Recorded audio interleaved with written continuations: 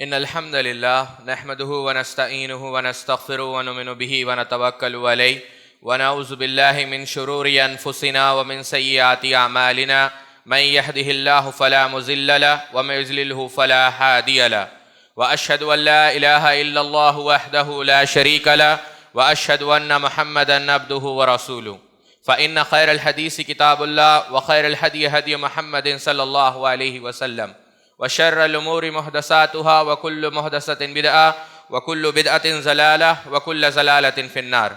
قال الله تبارك وتعالى في القرآن المجيد والفرقان الحميد بعد أن أقول أعوذ بالله السميع العليم من الشيطان الرجيم من همزه ونفخه ونفثه. يا أيها الناس اتقوا ربكم الذي خلقكم من نفس واحدة وخلق منها زوجها وبث منهما رجالا كثيرا ونساء واتقوا الله الذي تساءلون به والأرحام إن الله كان عليكم رقيبا. يا أيها الذين آمنوا اتقوا الله حق تقاته ولا تموتن إلا وأنتم مسلمون. يا أيها الذين آمنوا اتقوا الله وقولوا قولا سديدا يصلح لكم أعمالكم ويغفر لكم ذنوبكم ومن يطع الله ورسوله فقد فاز فوزا عظيما. سبحانك لا علم لنا إلا ما علمتنا إنك أنت العليم الحكيم. رب اشرح لي صدري ويسر لي أمري واحلل عقدة من لساني يفقهوا قولي. تمام قسم کی تعریف، کبریائی اور بڑائی اللہ رب العزت کے لیے لائق و زیبا ہے، اور لاکھوں نہیں کروڑوں درود و سلام بھیجتا ہوں میں تمام انبیاء اکرام پر اور خصوصاً اللہ کے رسول صلی اللہ علیہ وسلم پر. اللہم صلی علی نبینا محمد وعلی آل محمد کما صلیت علی ابراہیم وعلی آل ابراہیم انک حمید مجید. اللہم بارک علی محمد وعلی آل محمد کما بارکت علی ابراہیم وعلی آل ابراہیم انک حمید مجید. اس سے قبل کہ میں آج کے خطبے کی ابتدا کروں، بغیر کسی تمہید کے، جو ایک معروف ادب امام بخاری علیہ الرحمہ نے اپنی صحیح کے اندر اور شارعین حدیث نے اس کو مفصل انداز میں، چاہے وہ حافظ ابن حجر العسقلانی ہو، علامہ عینی ہو یا قسطلانی ہو رحمہ اللہ، انہوں نے بیان کیا آثار کی روشنی میں، وہ یہ ہے کہ جب اللہ کے رسول صلی اللہ علیہ وسلم خطبہ دیا کرتے تھے تو صحابہ رضوان اللہ تعالی مجمعین اپنے چہرے کا رخ خطیب کی طرف کیا کرتے تھے. تو میں آپ لوگوں سے بڑے ہی مؤدبانہ اور عاجزانہ انداز میں یہ گزارش کروں گا کہ آپ اپنے چہرے کا رخ میری طرف کریں تاکہ ہم اس ادب کا لحاظ رکھ سکیں. میں دل کی گہرائیوں سے تمام لوگوں کو رمضان کی مبارکبادی پیش کرتا ہوں اور اللہ رب العزت سے دعا کرتا ہوں اللہ رب العزت ہم سب کو اس مہینے کی جو برکتیں ہیں، سعادتیں ہیں، وہ نصیب فرمائے، اور جو کچھ بھی اس میں ظاہری باطنی اعمال ہم اس کی رضا کے لیے بجا لانے والے ہیں، اللہ رب العزت ان تمام عبادتوں کو قبول فرمائے، آمین. جیسا کہ آپ نے دیکھا ہوگا کہ جو موضوع کا انتخاب میں نے کیا ہے وہ یہ ہے کہ رمضان کا استقبال کیسے کیا جائے. شیخ عثیمین، شیخ ابن باز اور دیگر متعدد اہل علم نے ایک نقطہ یہاں پر بیان کیا گیا ہے کہ بہترین رمضان کا جو استقبال کیا جا سکتا ہے، یا بالفاظ دیگر ایک مومن جو رمضان کے لیے تیاری کر سکتا ہے، وہ تیاری یہ ہے کہ وہ اللہ رب العزت کے سامنے رجوع ہو، یا بالفاظ دیگر وہ صفت اوابیت اختیار کرے. اواب کیا ہے؟ اللہ رب العزت نے قرآن مجید میں جا بجا متعدد مقامات پر انبیاء علیہ السلام کی ایک اہم صفت بیان کی ہے، اور وہ صفت ہے صفت انابہ. کیا معنی؟ کہ انہ اواب. اللہ رب العزت نے جب سیدنا سلیمان اور داؤد علیہ السلام کا ذکر کیا تو ایک بات نقل کی کہ یہ اواب تھے. اواب یہ اصل میں عبدیت کا کمال ہے. کیا معنی؟ اواب اس شخص کو کہتے ہیں جو جواب جو بجا، یعنی حرفن حسب ضرورت حسب واقع، ہر وقت اپنی کوتاہیوں پر، اپنے گناہوں پر، اپنی معصیت کی وجہ سے اللہ رب العزت کی طرف برابر رجوع کرتا ہے، اسے کہتے ہیں اواب. یعنی بتانا مقصد یہ ہے کہ بہترین طریقہ جو ہم استعمال کر سکتے ہیں یا بہترین طریقہ جو اپنا سکتے ہیں استقبال رمضان کے لیے، انسان کو چاہیے کہ وہ اپنے تمام گناہوں سے اللہ رب العزت سے مغفرت طلب کرے، اور توبت خالص یعنی خالص توبہ یا ناصح توبہ، وہ توبہ کر کر اس ماہ مبارک کا استقبال کرے. کیوں؟ انسان یہ بات کو سمجھے۔ علامہ ابن قیم رحمہ اللہ فرماتے ہیں کہ جب انسان قیامت کے دن حشر کا میدان واقع ہوگا، اگر وہ چاہتا ہے کہ اس کے گناہ معاف ہو جائیں تو 3 نہروں سے گزر کر یا 3 میں سے ایک نہر سے گزر کر اس کو جنت میں داخل ہونا پڑے گا۔ پہلی نہر تو یہ ہے کہ وہ توبہ کی نہر میں ڈبکی لگائے، دوسری نہر یہ ہے کہ اعمال صالحہ میں ڈبکی لگائے، تیسری نہر یہ ہے کہ فتن، ملاحم، آزمائش، تکالیف سے وہ گزرے، اور سب سے آسان نہر کیا ہے ساتھیوں کہ انسان توبہ کرے۔ التائب من الذنب کمن لا ذنب لہ، اور کما قال علیہ الصلوۃ والسلام کہ جو انسان توبہ کرتا ہے، اللہ کے رسول صلی اللہ علیہ وسلم نے ارشاد فرمایا گویا اس نے گناہ کیا ہی نہیں۔ شیخ الاسلام علامہ ابن تیمیہ رحمہ اللہ اس حدیث کی شرح میں بیان کرتے ہیں کیا معنی کہ گناہ کیا ہی نہیں؟ معنی یہ ہے کہ اللہ رب العزت جب وہ بندہ توبہ کرتا ہے تو اس گناہ کے اندر جو نحوست ہوتی ہے، اس گناہ کا جو برا اثر ہوتا ہے، اللہ رب العزت بندے کے نام اعمال سے اس برے اثر کو بھی زائل کر دیتا ہے۔ قرآن مجید کو آپ اٹھا کر دیکھیں، اللہ رب العزت نے متعدد مقامات پر، مثال کے طور پر شیخ شنقیطی رحمہ اللہ نے اضواء البیان کے اندر بیان کیا سورہ مائدہ کی تفسیر کے اندر افلا یتوبون الی اللہ ویستغفرونہ واللہ غفور الرحیم، کہ جب یہود و نصارہ کا ذکر اللہ رب العزت کر رہا تھا اور خاص کر عیسائیوں کا عقیدہ تثلیث کا، تو اللہ رب العزت نے اپنی رحمت سے ان کو بھی دعوت دی کہ افلا یتوبون الی اللہ، کیا یہ وقت نہیں آیا کہ تم اللہ کے سامنے توبہ کرو؟ یعنی وہ لوگ جو اللہ رب العزت کی ذات میں شریک کر رہے ہیں لیکن اللہ رب العزت کی رحمت کا عالم دیکھے، اللہ رب العزت ایسی قوم کو بھی دعوت دے رہا ہے کہ تم آؤ توبہ کرو، واللہ غفور الرحیم، اللہ رب العزت معاف کرنے والا ہے۔ امام ابن کثیر رحمہ اللہ البدایہ والنہایہ کے اندر، امام ابن عساکر رحمہ اللہ تاریخ مدینہ کے اندر ایک دلچسپ واقعہ نقل کرتے ہیں، بات سے بات یاد آ گئی۔ جب جنگ یرموک کا موقع تھا، سیدنا خالد بن ولید رضی اللہ تعالیٰ عنہ کا مقابلہ جرجا سے ہوا۔ تاریخ کے اندر اس کا نام جارج بھی آتا ہے۔ تو جب جرجا سامنے کھڑا عیسائی ہے، مکالمہ ہو رہا ہے، تو کہا خالد تم آزاد ہو، اور آزاد شخص کے لیے یہ بات مناسب نہیں کہ وہ جھوٹ بولے۔ کیا اللہ نے تمہارے نبی پر تلوار نازل نہیں کی، اور جس تلوار کے ذریعے سے تم لڑتے ہو اور جس کے بدولت، جس کے توسل سے تمہیں کبھی شکست نہیں ہوتی؟ تو سیدنا خالد بن ولید رضی اللہ عنہ نے کہا نہیں، اللہ کے رسول صلی اللہ علیہ وسلم نے مجھے لقب دیا ہے سیف من سیوف اللہ، لیکن کوئی تلوار آسمان سے نازل نہیں ہوئی، تو پھر کس چیز کی تم دعوت دیتے ہو؟ تو سیدنا خالد بن ولید رضی اللہ تعالیٰ عنہ نے کہا ہم اس چیز کی گواہی دیتے ہیں کہ اللہ کے سوا کوئی معبود برحق نہیں، اور اللہ کے رسول صلی اللہ علیہ وسلم خاتم النبیین ہے۔ اگر تم بھی اس بات کی گواہی دو، اللہ رب العزت تمہارے لیے بھی جنت کے دروازے کھول دے گا۔ تو اس وقت جرجا بڑا حیران ہوا، اس نے کہا خالد کیا میرے لیے بھی توبہ ہے؟ تو سیدنا خالد بن ولید رضی اللہ عنہ نے کہا ہاں بالکل تمہارے لیے بھی توبہ ہے، بلکہ مجھے امید ہے کہ اللہ رب العزت تم کو ہم سے زیادہ اجر دے گا۔ تو فوراً اس عیسائی جرجا نے پوچھا کہ کیسے مجھے آپ سے زیادہ اجر ملے گا؟ آپ نے تو پہلے اسلام قبول کیا ہے، وجہ کیا ہے؟ تو اس وقت سیدنا خالد بن ولید کہتے ہیں کہ اللہ کے رسول کو ہم نے دیکھا ہے، آپ کے معجزات کو دیکھا ہے، وحی کے نزول کو دیکھا ہے، وہ دیکھ کر ہم ایمان لائے ہیں، لیکن آپ نے تو دیکھا ہی نہیں، اس کو دیکھے بغیر جو ایمان لا رہے ہو۔ اور اللہ کے رسول نے کہا تھا طوبی لمن رآنی وآمن بی مرتان وطوبی لمن لم یرانی وآمن بی سبع مرتان، کہ جو مجھے دیکھ کر ایمان لائے اسے ایک خوشخبری ہے، اور جو مجھے نہ دیکھ کر ایمان لائے اس کے لیے 7 خوشخبریاں ہیں۔ تو فوراً جرجا اسلام قبول کرتا ہے اور سیدنا خالد بن ولید کی اقتداء میں نماز پڑھتا ہے اور اسی جنگ یرموک میں شہید ہو جاتا ہے۔ تو اللہ رب العزت متعدد مقامات پہ قرآن مجید میں دعوت دیتا ہے کہ آؤ توبہ کرو۔ سورہ نور آپ اٹھا کر دیکھیں، توبوا الی اللہ جمیعا مؤمنون ایھا المؤمنون لعلکم تفلحون، کہ اے مؤمنوں کی جماعت آؤ توبہ کرو، لعلکم تفلحون، تاکہ تم کامیاب ہو جاؤ۔ مسجد نبوی کے معروف مدرس ہے شیخ محمد بن مختار الشنقیطی، اپنا ایک عجیب واقعہ نقل کرتے ہیں، کہتے ہیں کہ میں مسجد نبوی میں بیٹھا ہوا تھا اور پیچھے ایک بوڑھا ٹیک لگا ہوئے تھا۔ میں نے اس سے پوچھا کہ کیا واقعہ ہے کہ میں دیکھ رہا ہوں کہ تم رو رہے ہو گڑ گڑا؟ کہا شیخ میں آپ کو زندگی کا ایک دلچسپ واقعہ اپنی ذات کا سنانا چاہتا ہوں۔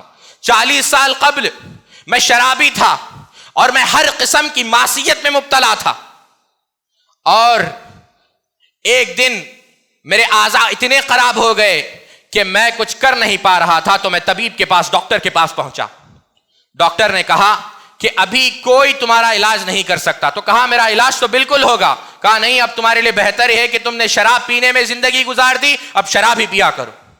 تو وہ طبیب سے بدظن ہو گیا. فوراً وہ شخص جو بوڑھا جو واقعہ سنا رہا ہے شیخ محمد شنقیطی کو، وہ بوڑھا کہتا ہے کہ شیخ فوراً میں عمرہ کے لیے روانہ ہو گیا مدینہ سے.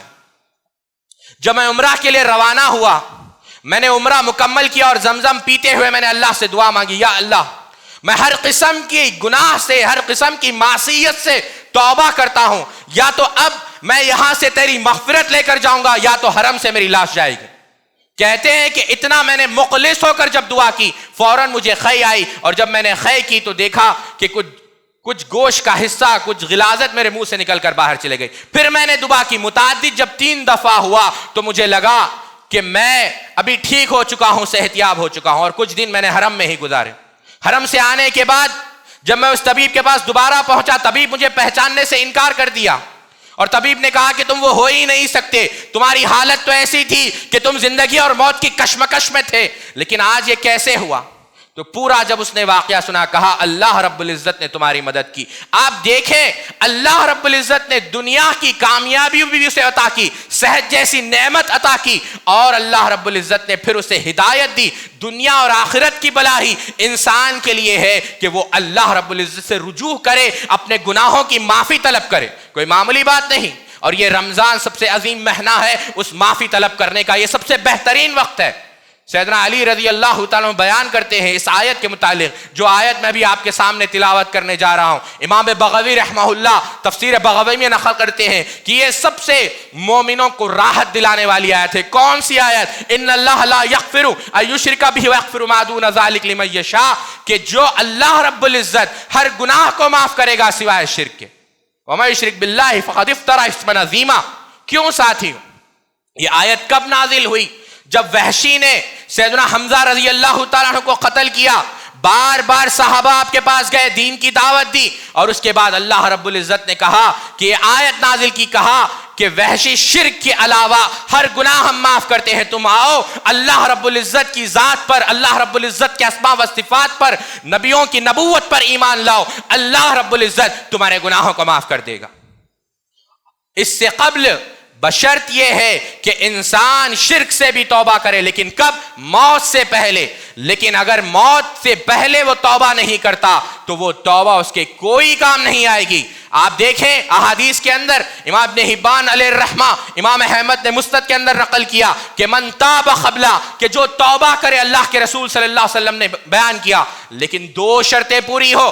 پہلی شرط کیا ہے؟ کہ اس سے قبل توبہ کا دروازہ بند ہو جائے. اللہ اکبر. اور توبہ کے دروازے کی وسعت کیا ہے؟ شیخ البانی صحیح الجامع کے اندر حدیث نقل کرتے ہیں، اللہ کے رسول صلی اللہ علیہ وسلم نے فرمایا کہ وہ توبہ کے دروازے کی وسعت اتنی ہے، اس کی چوڑائی اتنی ہے کہ انسان اگر 70 سال سفر کرے تو 70 سال کی مسافت میں بھی اس دروازے کو بند نہیں کر پائے گا، اس دروازے کو پہنچ نہیں پائے گا. اللہ کے رسول صلی اللہ علیہ وسلم نے فرمایا تطلع الشمس من مغربها، کہ اس سے پہلے کہ وہ دروازہ بند ہو جائے. اور وہ دروازہ کب بند ہوگا؟ جب سورج مغرب سے طلوع ہوگا. اور دوسری شرط کیا بیان کی؟ مالم یغرغر، کہ موت جب روح گلے تک پہنچ جائے، گلے تک روح پہنچنے سے پہلے اس کو توبہ کرنا پڑے گا. اللہ اکبر. امام ترمذی رحمہ اللہ اور امام طبرانی بھی اس حدیث کو نقل کرتے ہیں. سیدنا عبداللہ ابن عباس کہتے ہیں کہ جبریل جس شخص سے سب سے زیادہ نفرت کرتے تھے، خود جبریل کہتے ہیں کہ میں فرعون سے بے انتہا نفرت کرتا تھا، اور جب میں فرعون کو دیکھ رہا تھا کہ وہ غرق ہو رہا تھا تو میں مٹھی اس کے منہ پر ڈال رہا تھا، اس ڈر سے یدرکہ الرحمہ، مجھے ڈر تھا کہیں اللہ کی رحمت اس ملعون کو نہ پہنچ جائے. لیکن اگر وہ اس حالت سے پہلے یعنی موت غرغرہ یعنی اس سے پہلے اگر وہ توبہ کرتا، اللہ رب العزت اس کی توبہ بھی قبول کرتا. بتانا مقصد یہ ہے کہ انسان کو چاہیے کہ وہ توبہ کے دروازے کو لازم پکڑے اور مستقل توبہ کرتے رہے، اس سے کہ اسے توبہ کی مہلت نہ ملے. کتنے ایسے لوگ ہیں، امام ابن قدامہ المقدسی رحمہ اللہ بیان کرتے ہیں کہ کتنے ایسے لوگ ہیں جو توبہ کو تاخیر کرتے ہیں، کہتے ہیں کہ کل ہم توبہ کریں گے. ان کی مثال ایسی ہے کہ وہ ایک جھاڑ کے پاس پہنچے، جو جھاڑ راستے میں لگا ہوا ہے، مسافرین کے لیے تکلیف کا باعث بن رہا ہے اور وہ کاٹنے کے لیے پہنچے، لیکن یہ ارادہ کریں کہ 1 سال بعد کاٹیں گے، لیکن وہ یہ نہیں جانتے جب 1 سال بعد وہ آئیں گے جھاڑ بڑھ چکا ہوگا، شجرات بڑھ چکے ہوں گے، پتے بڑھ چکے ہوں گے، کاٹنا مشکل ہو جائے گا۔ تو انسان جتنا توبہ میں تاخیر کرے گا اتنا اس کے لیے مشکل ہو جائے گا اللہ رب العزت سے مغفرت طلب کرنا۔ یا بنیا، لقمان علیہ السلام نے اپنے بیٹے سے کہا کہ تم توبہ کو تاخیر نہ کرو، کیوں؟ تمہیں پتہ نہیں کہ تمہیں موت کب آ جائے۔ بلکہ ابن قیم رحمہ اللہ نے اس سے بھی لطیف بات کہی کہ توبہ میں تاخیر کرنے کے لیے بھی بندے کو چاہیے کہ وہ اس کے لیے بھی توبہ کرے کہ اللہ میں نے توبہ کرنے میں دیر کر دی ہے، مجھے اس گناہ کے لیے بھی معاف فرما۔ اللہ رب العزت، آپ سوچیں، الم یعن للذین آمنوا ان تخشع قلوبهم لذکر اللہ، کیا وہ وقت نہیں آیا کہ مومن کے دل نرم ہو جائے اللہ رب العزت کی نصیحت سے؟ فضیل ابن عیاض رحمہ اللہ نے جب یہ آیت سنی تو آپ رو پڑے کہ میں تو چور ہوں، میں تو ڈاکو ہوں، کہ وہ وقت آ چکا ہے کہ میں اب ہر گناہ سے توبہ کروں گا۔ ایک نصیحت انسان کو بدلنے کے لیے کافی ہے۔ عبداللہ ابن مسلمہ القانبی جو امام بخاری کے استاد تھے، آپ نے صرف ایک حدیث امام شعبہ سے سنی، اذا لم تستحی فاصنع ما شئت، آپ نے اپنے زندگی کا رخ موڑ دیا، بصرہ سے آپ نکل کر مدینہ گئے، امام مالک سے آپ نے علم سیکھا۔ سیدنا زادان گویہ تھے، موسیقی یعنی سنگر تھے، گانے بجانے والے تھے۔ امام ذہبی سیر اعلام النبلاء کے اندر لکھتے ہیں کہ جب عبداللہ ابن مسعود رضی اللہ تعالیٰ عنہ کا گزر وہاں سے ہوا تو عبداللہ ابن مسعود نے ان کی آواز سنی اور کہا محسن بہذا الصوت لو کان بقراءۃ کتاب اللہ، زادان اے میرے دوست، اللہ نے بے انتہا خوبصورت آواز سے تم کو نوازا ہے، کاش کہ تم اس آواز سے گانے کے بجائے قرآن پڑھتے۔ سیدنا زادان رحمت اللہ علیہ عبداللہ ابن مسعود سے معانقہ کیا، رو پڑے اور آپ کی زندگی بدل گئی، آپ وقت کے محدث بنے۔ بتانا مقصد یہ ہے ان اللہ یحب التوابین ویحب المتطہرین، کہ اللہ رب العزت توبہ کرنے والوں سے محبت کرتا ہے۔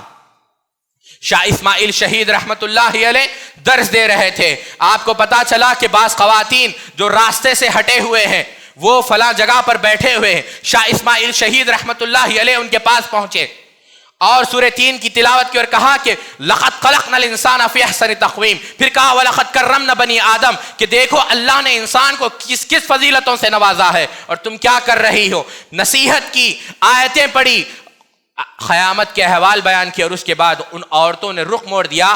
بلکہ راوی بیان کرتا ہے کہ اللہ رب العزت نے ان کی توبہ کو ایسے قبول فرمایا کہ یہ خواتین، یہ عورتیں مجاہدین کی خدمت کرنے لگی اور بلکہ جہاد میں وہ شامل ہوئی مشرکین اور کفار کے خلاف۔ تو کوئی معمولی بات نہیں ہے۔ آپ دیکھیں سورہ بروج اٹھا کر دیکھیں، اللہ رب العزت کی رحمت کا عالم دیکھیں۔ فتن المؤمنین، یہ وہ لوگ جنہوں نے مومنوں والمؤمنات، جنہوں نے مومن اور مؤمنات پر ظلم کیا۔ کس کے متعلق ذکر ہو رہا ہے؟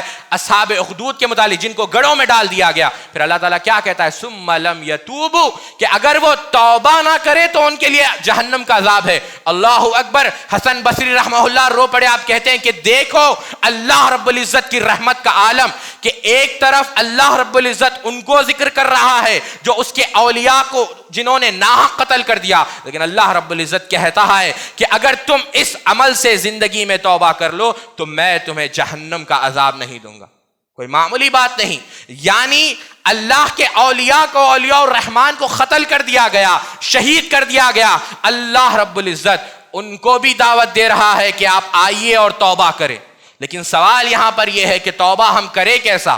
امام ترمذی رحمہ اللہ اپنے سنن کے اندر اور امام احمد مسند کے اندر امام ابو داؤد نقل کرتے ہیں، سیدنا ابوبکر صدیق رضی اللہ تعالیٰ سیدنا علی متعدد صحابہ سے روایت مروی ہے کہ اللہ کے رسول صلی اللہ علیہ وسلم نے ارشاد فرمایا کہ انسان سے جب توبہ ہو جائے وہ 2 رکعت نماز پڑھے، اور یہ آیت تلاوت کی والذین اذا فعلوا فاحشۃ وظلموا انفسهم، کہ جب کوئی گناہ ان سے ہو جاتا ہے وہ اللہ رب العزت کو یا ذکر اللہ رب العزت کو وہ یاد کرتے ہیں اور وہ 2 رکعت نماز پڑھتے ہیں۔ شیخ الاسلام نے تیمیہ بیان کرتے ہیں کہ یہ مستحب ہے کہ انسان سے جب گناہ ہو جائے وہ کیا کرے؟ وہ 2 رکعت نماز پڑھے۔ کیوں ساتھیوں؟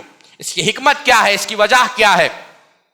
علامہ ابن العرابی رحمہ اللہ عارضۃ الاحوذی شرح سنن ترمذی کے اندر بیان کرتے ہیں، انسان جب گناہ کرتا ہے تو نادم ہو جاتا ہے، شرم کے مارے ڈوب مرتا ہے، بشرطے کہ مومن ہو، تو یہ ندامت کی وجہ سے، یہ غم کی وجہ سے اللہ رب العزت اس کے باطن کو پاک کر دیتا ہے. جب وہ کھڑا ہوتا ہے وضو کرتا ہے اللہ رب العزت اس کے ظاہر کو پاک کر دیتا ہے. اور جب وہ نماز پڑھتا ہے اللہ رب العزت نہ ہی اس کے گناہوں کو معاف کرتا ہے بلکہ اللہ رب العزت یبدل اللہ سیئات بالحسنات، اللہ رب العزت اس کے گناہوں کو نیکیوں میں تبدیل کر دیتا ہے، بشرطے کہ انسان توبہ کرے. اور توبہ کی شرائط کیا ہے ساتھیو؟ پہلی شرط یہ ہے کہ انسان نادم ہو، خوف زدہ ہو، وہ پریشان ہو جائے. کیوں؟ میں آپ کو ایک مثال سے سمجھاتا ہوں، بلکہ میری مثال بھی نہیں، حجت الاسلام امام غزالی رحمہ اللہ مثال دے کر عرض کرتے ہیں کہ آپ سمجھے کہ آپ نے میٹھا کھا لیا ہو اور آپ کو یہ بات پتا چلے کہ اس میٹھے کے اندر زہر تھا، کیا ہوگی کیفیت؟ پہلی کیفیت انسان خوف زدہ ہو جائے گا کہیں میں بچ پاؤں گا یا نہیں، اور دوسری کیفیت وہ ندامت کا شکار ہو جائے گا کہ خواہ مخواہ اس حرص کی وجہ سے میں نے زہر کو پی لیا. پہلی شرط، پہلا جذبہ کیا ہوگا، پہلی کیفیت کیا ہوگی؟ وہ کیفیت ہوگی خوف کی. اسی طریقے سے انسان جب گناہ کرے اسے چاہیے کہ وہ فکر مند رہے. کیوں ساتھیو؟ اللہ رب وما ربک لا نسی، اللہ اکبر. امام شافعی رحمہ اللہ بیان کرتے ہیں کہ تمہارا رب کوئی بات بھولنے والا نہیں، ہر چیز کا تم سے سوال ہونے والا ہے. تو انسان کو خوف زدہ ہو جانا چاہیے کہ گناہ تو میں نے کر لیا لیکن قیامت کے دن ایک ایک چیز کا مجھے حساب دینا ہے، کہیں یہ گناہ میری بربادی کا، میری ہلاکت کا سبب نہ بنے. اور دوسری کیفیت وہ نادم ہو جائے، پریشان ہو جائے، غمگین ہو جائے. یہ عین ایمان کی علامت ہے. وہ خوشی کا مظاہرہ نہ کرے، وہ فخر محسوس نہ کرے، وہ غمگین ہو جائے کہ ایسی غلطی ہو گئی ہے، شہوت میں، لذت میں، نادانیت میں. اسے چاہیے کہ وہ پریشان ہو جائے. اللہ اکبر. سیدنا ابو ہریرہ رضی اللہ تعالیٰ بیان کرتے ہیں جب مومن مخلص ہو کر جب پریشان ہو جاتا ہے اللہ رب العزت اس کی پریشانی کو دیکھ کر، اس کی ندامت کو دیکھ کر اس کے گناہوں کو معاف کر دیتا ہے. آپ انبیاء علیہ السلام کو اٹھا کر دیکھیں. امام احمد بن حنبل علیہ الرحمہ کتاب الزہد کے اندر نقل کرتے ہیں اللہ کے رسول صلی اللہ علیہ وسلم نے کہا جب سیدنا آدم علیہ السلام کو ان دمو جمیع اہل الارض و دمو داؤد علیہ السلام عدلا ما دمو آدم علیہ السلام حین احبط من الجنہ، اللہ کے رسول صلی اللہ علیہ وسلم نے کہا کہ جب آدم علیہ السلام کو جنت سے نکالا گیا، اگر کائنات کے تمام لوگوں کے آنسو اور سیدنا داؤد علیہ السلام کے آنسو کو بھی جمع کر دیا جائے تو ان آنسوؤں کا مقابلہ نہیں کیا جا سکتا جو آنسو سیدنا آدم علیہ السلام نے جنت سے نکالنے پر بہائے تھے. اور داؤد علیہ السلام کا خاص کر ذکر کیا گیا. کیوں ذکر کیا؟ اللہ کے رسول صلی اللہ علیہ وسلم نے کہا ان داؤد نبی اللہ بکا من قطیتہ حتی حاج ما حولہ، اور کما قال النبی صلی اللہ علیہ وسلم کہ داؤد علیہ السلام اپنی خطا کی وجہ سے اس قدر روئے کہ آپ کے رونے کو دیکھ کر آپ کے اعتراف کے لوگ بھی رونے لگے، بلکنے لگے. کیوں؟ اس تکلیف سے داؤد علیہ السلام رو رہے تھے. سیدنا خضر علیہ السلام نے سیدنا موسیٰ علیہ السلام کو نصیحت کی تھی. امام وکیع بن جراح رحمہ اللہ کتاب الزہد کے اندر نقل کرتے ہیں یا موسیٰ تبکی علی خطیتک، اے موسیٰ اپنی غلطیوں پر تم اللہ کے سامنے رو، اللہ کے سامنے گڑ گڑاؤ. سیدنا عیسیٰ علیہ السلام کہتے ہیں طوبیٰ لمن بکا خطیتی، کہ جو اپنے گناہوں کو یاد کر کر روتا ہے اللہ رب العزت اس کے لیے جنت کی بشارت سناتا ہے. کوئی معمولی بات نہیں. اور اسی کو اقبال نے کہا تھا کہ موتی سمجھ کر شان کریمی نے چن لیے خطرے جو تھے میرے عرق انفعال کے. عرق انفعال کہتے ہیں کہ جو پیشانی سے انسان جب پریشان ہوتا ہے، پیشانی پہ جب بل پڑ جاتے ہیں اور جب وہ بل آ جاتے ہیں اللہ رب العزت وہ پریشانی کو دیکھ کر آپ کے گناہوں کو معاف کر دے گا. اور یہی وجہ ہے، دوسرے شاعر نے اس سے بھی بڑی عمدہ بات کہی. اس نے کہا کہ آنسو جو نکلتے تھے ندامت میں وہی بخشش کے موتی بن گئے دریائے رحمت میں. بات یہ عرض کر رہا تھا کہ پہلی شرط یہ ہے کہ انسان نادم ہو اپنے گناہوں پر اور نیک صحبت اختیار کرے. بے حد ضروری ہے. انسان اگر چاہتا ہے کہ وہ گناہ نہ کرے، یا ایھا الذین آمنوا اتقوا اللہ وکونوا مع الصادقین، انسان چاہتا ہے کہ الاستمرار علی العمل الصالح، کہ وہ عمل صالح پر گامزن رہے، گناہ نہ کرے، تو اسے چاہیے کہ وہ نیک صحبت اختیار کرے. سیدنا عمر بن خطاب رضی اللہ تعالیٰ عنہ نے بیان کیا کہ کوشش کرو کہ ان لوگوں کے ساتھ تم رہو جو سب سے زیادہ توبہ کرنے والے ہیں. امام احمد نے مسند کے اندر اس کو نقل کیا. کیوں کہ جو سب سے زیادہ توبہ کرتے ہیں اللہ رب العزت ان کے دل کو نرم رکھتا ہے, اور جس کے دل نرم ہوتے ہیں وہی لوگ نصیحت حاصل کرتے ہیں. قل هل يستوي الذين يعلمون والذين لا يعلمون انما يتذكر اولو الالباب. نصیحت وہی لوگ حاصل کرتے ہیں جو اہل لب ہے, جن کے دل نرم ہے, جو عقل رکھنے والے ہیں. بات یہ بیان کر رہا تھا کہ شرط یہ ہے کہ انسان نادم ہو, اور دوسری اہم شرط یہ ہے کہ انسان نیک صحبت اختیار کرے. اور آخری بات یہ ہے ساتھیوں کہ کبھی بھی ہم ایسے معاملات میں شیطان کا ساتھ نہ دیں. کئی بار شعوری طور پر یا لاشعوری طور پر ہم شیطان کا ساتھ دے بیٹھتے ہیں. کیسے؟ مثال کے طور پر ہم ایک شخص کو دیکھتے ہیں وہ گناہ کرتا ہے, ہم اسے کہہ دیتے ہیں کہ اللہ رب العزت اسے معاف نہیں کرے گا, اللہ رب العزت اس کی مغفرت نہیں کرے گا. صحیح مسلم آپ اٹھا کر دیکھیں, صحیح مسلم کے اندر سیدنا جندب بن عبداللہ رضی اللہ کی معروف روایت, جب یہ جملہ سنا تو اللہ تعالیٰ نے حدیث قدسی ہے کیا کہا کہ میں اس کو معاف کرتا ہوں, اور اس نے یہ جو کہا اس کی وجہ سے اس کے حبط اعمالہم, اس کے تمام اعمال کو میں برباد کرتا ہوں. اللہ کے رسول صلی اللہ علیہ وسلم کا یہ طریقہ بالکل نہیں تھا. امام ترمذی رحمہ اللہ اپنی سنن کے اندر نقل کرتے ہیں, اللہ کے رسول صلی اللہ علیہ وسلم کے پاس ایک شخص آیا اور کہا اللہ کے رسول صلی اللہ علیہ وسلم میں نے ایک ایسا گناہ کیا ہے جس کا میں ذکر بھی نہیں کر سکتا, کیا میرے پاس توبہ ہے؟ کہا بالکل توبہ ہے. آپ دیکھیں ہمیشہ اسلاف کا, علماء کا, فقہاء کا اور سب سے مقدس ترین جماعت انبیاء علیہ السلام کی جماعت کا نہج طریقہ یہ تھا کہ کبھی ان لوگوں نے اللہ کی رحمت سے مخلوق کو مایوس نہیں کیا. اللہ کی رحمت سے کسی کو مایوس کرنا, یہ کہنا کہ اللہ رب العزت تمہارا گناہ معاف نہیں کرے گا, اللہ رب العزت تمہاری مغفرت نہیں کرے گا, آپ سمجھ جائیے کہ وہ شخص ملعون ہے, رجیم ہے, شیطان ہے, ابلیس ہے, جو آپ کو یہ کہتا ہے کہ اللہ رب العزت آپ کے گناہوں کو معاف نہیں کرے گا. امام طبرانی رحمہ اللہ معجم الاوسط کے اندر نقل کرتے ہیں, عقبہ ابن عامر الجہنی بیان کرتے ہیں کہ اللہ کے رسول صلی اللہ علیہ وسلم کے پاس ایک شخص آیا, کہا اللہ کے رسول صلی اللہ علیہ وسلم مجھ سے گناہ ہوا ہے, میں نے توبہ کی ہے پھر گناہ ہوا ہے, میں کیا کروں؟ کہا اللہ کے رسول صلی اللہ علیہ وسلم نے اس کو نصیحت کی کہ تم توبہ کرو, یغفر لہ ویتاب علیہ, کہ تم توبہ کرو, اللہ رب العزت تمہاری توبہ کو قبول کرے گا. تیسری دفعہ, چوتھی دفعہ, متعدد دفعہ جب وہ آتا گیا, اللہ کے رسول صلی اللہ علیہ وسلم نے کہا اے میرے صحابی ولا یملو حتی تملو, اور کما قال النبی صلی اللہ علیہ وسلم کہ تم تو توبہ کرتے کرتے تھک سکتے ہو, لیکن اللہ رب العزت اپنی مخلوق کو معاف کرتے کرتے کبھی نہیں تھکتا. سیدنا عمر رضی اللہ تعالیٰ عنہ کے پاس ایک واقعہ پیش آیا, علامہ البانی نے التعلیقات الرضیہ کے اندر اس واقعے کو صحیح قرار دیا کہ سیدنا عمر کے پاس ایک شخص, ایک مندوب سیدنا ابو موسیٰ الاشعری کے پاس آیا. سیدنا عمر بن خطاب رضی اللہ تعالیٰ عنہ نے پوچھا کہ کیا خبر لے کر آئے ہو؟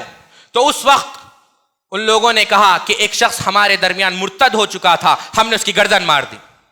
سیدنا عمر رضی اللہ تعالیٰ نے کہا کیا تم یہ نہیں کر سکتے تھے کہ 3 دن, امام مالک نے بھی اس واقعے کو نقل کیا ہے, کیا تم یہ نہیں کر سکتے تھے کہ 3 دن اس کو تم جیل میں بند کر کر رکھتے, اس کے پاس روٹی لے کر جاتے تاکہ وہ دوبارہ اللہ رب العزت کی طرف رجوع کرتا, دوبارہ اسلام کی طرف لوٹتا؟ اور سیدنا عمر نے کہا کہ جو تم نے عمل کیا ہے میں اس سے بالکل بھی راضی نہیں, میں اس سے بالکل بھی راضی نہیں.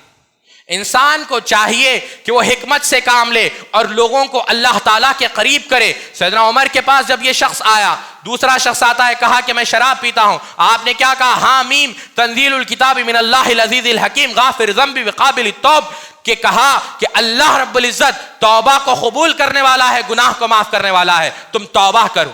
عبداللہ ابن عباس رضی اللہ تعالیٰ عنہ کے پاس ایک شخص آیا اور کہا کہ میں نے فلاں عورت کو قتل کر دیا ہے, کیا میرے لیے توبہ ہے؟ بالکل توبہ ہے. صحابہ نے ہمیشہ لوگوں کو اللہ کی رحمت سے کبھی بھی مایوس نہیں کیا. آپ کو بھی چاہیے کہ جب ہم گنہگار کو دیکھیں اس سے کہ اس پر لعنت بھیجیں. سیدنا عبداللہ ابن مسعود رضی اللہ تعالیٰ بیان کرتے ہیں کہ جب تم کسی گنہگار کو دیکھو, بجائے اس کے اس پر تنقید کرو, اس پہ سب و شتم کرو, اللہ رب العزت سے عافیت کا سوال کرو, اللہ رب العزت سے ہدایت کا سوال کرو. کیوں کہ یہی اصل میں نیکی ہے.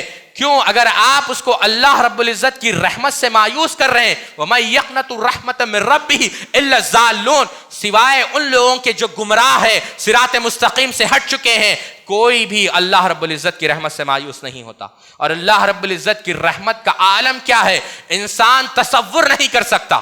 اگر اس پر مستقل درس دیا جا سکتا ہے، بس مثال کے طور پر عرض کرنے لگا ہوں۔ عبداللہ ابن عباس رضی اللہ تعالیٰ عنہ بیان کرتے ہیں کہ قیامت کا دن ہوگا، ایک شخص جس کے مقدر میں جہنم کو لکھ دیا جائے گا اور وہ جہنم کی طرف اسے گھسیٹا جا رہا ہوگا، اور جب اسے جہنم کی طرف گھسیٹا جا رہا ہوگا اللہ کی طرف مڑ کر کہے گا کہ اللہ میرا تو یہ گمان نہیں تھا تیرے متعلق، میں تو تجھ سے حسن ظن رکھتا تھا۔ تو اللہ رب العزت سے پوچھے گا، امام طبری تفسیر طبری کے اندر نقل کرتے ہیں کہ پوچھے گا کہ تیرا حسن ظن کیا تھا؟ میرا حسن ظن تو یہ تھا کہ قیامت کے دن تو میرے گناہوں کو معاف کر کر جنت میں مجھے داخلہ دے دے گا۔ فوراً اللہ رب العزت فرشتوں کو حکم دیتا ہے کہ اس کو ظن کے مطابق اس کے گناہوں کو معاف کر دیا جائے اور اسے جنت میں داخل کر دیا جائے۔ بلکہ امام نے عساکر یہاں تک نقل کرتے ہیں اللہ رب العزت جب گناہ کو معاف کرتا ہے تو اس کے اعضاء کو، اس جگہ کو بھی اس کے گناہ کے متعلق بھلا دیتا ہے، تاکہ قیامت کے دن یہ اعضاء اور یہ زمین اس کے گناہ کے متعلق گواہی بھی نہ دے سکے۔ اللہ رب العزت اتنا غفور اور اللہ رب العزت اتنا رحیم ہے۔ ہم سب کو چاہیے کہ اس مہینے کو افعل الخیر ظہرکم وتعرضوا الی نفحات ربکم، اعمال تو ہر مہینے میں کیے جا سکتے ہیں، لیکن جب رب کی رحمت کی فضا چل رہی ہو، سکینت کی بارش ہو رہی ہو، تو انسان کو چاہیے کہ اس موسم کو مال غنیمت سمجھے اور اس موسم سے زیادہ وہ فائدہ اٹھائے۔ اور بہترین طریقوں میں سے ایک طریقہ یہ ہے کہ وہ اللہ رب العزت سے اپنے گناہوں سے معافی طلب کرے۔ باتیں تو بہت ساری ہیں، بلکہ ایک بات رکھ کر میں اپنی بات کو ختم کرتا ہوں، وقت بھی ہو چکا ہے۔ اس واقعے کو، اس حدیث کو امام طبرانی نے معجم الکبیر کے اندر نقل کیا ہے کہ سیدنا ثوبان رضی اللہ عنہ نے کہا کہ اللہ کے رسول نے کہا کہ احب الدنیا وما فیہا، دنیا اور دنیا کے اندر جو کچھ بھی ہے ان تمام نعمتوں سے مجھے یہ آیت پسند ہے۔ اور وہ آیت کیا ہے؟ قل یا عبادی الذین اسرفوا علی انفسہم لا تقنطوا من رحمت اللہ، کہ اے لوگوں جنہوں نے اپنے نفس پر ظلم کیا ہے، معصیت کی ہے، اللہ کی مخالفت کی ہے، حقوق العباد میں کوتاہی کی ہے، حقوق اللہ میں کوتاہی کی ہے، تو تمہیں چاہیے کہ تم اللہ رب العزت کے سامنے رجوع کرو، بے شک یقیناً اللہ رب العزت تمہارے گناہوں کو معاف کرنے والا ہے۔ اللہ رب العزت ہم سب کو کہنے سننے سے زیادہ عمل کرنے کی توفیق عطا فرمائے، اور زیادہ سے زیادہ اس مہینے میں ہم سب کو توبہ کرنے کی توفیق عطا فرمائے۔ سبحانک اللہم و بحمدک اشہد ان لا الہ الا انت استغفرک و اتوب